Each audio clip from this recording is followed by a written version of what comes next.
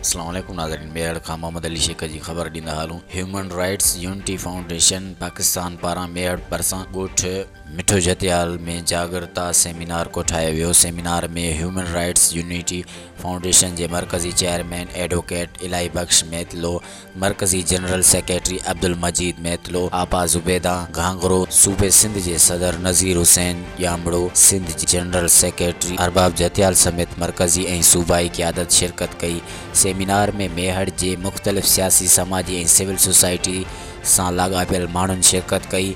जागरता seminar के ख़िताब कंदे advocate इलाही बख्श मैतलो ऐं अब्दुल मजीद मैतलो, नज़ीर हुसैन यामड़ो, आपा ज़ुबैदा घांगरो, अरबाब आज़ाद, ज़ुल्फ़कार जतियाल, ज़िले सदर नियाज़ चांडियो ऐं ॿियनि चयो त सिंध में इंसानी हक़नि जूं भञकड़ियूं पयूं थियनि, माण्हुनि खे इंसाफ़ न पियो मिले। सिंध में माण्हू इंसानी हक़नि खां महरूम आहिनि। क़ानूनी ॼाण न हुजण सबबि इंसानी हक़नि जूं भञकड़ियूं पयूं थियनि। असांजो मक़सदु इंसानी हक़नि जी भञकड़ी कंदड़नि ऐं ज़ालिमनि ख़िलाफ़ आवाज़ उथारणु ऐं माण्हुनि खे इंसाफ़ ॾियारणु आहे।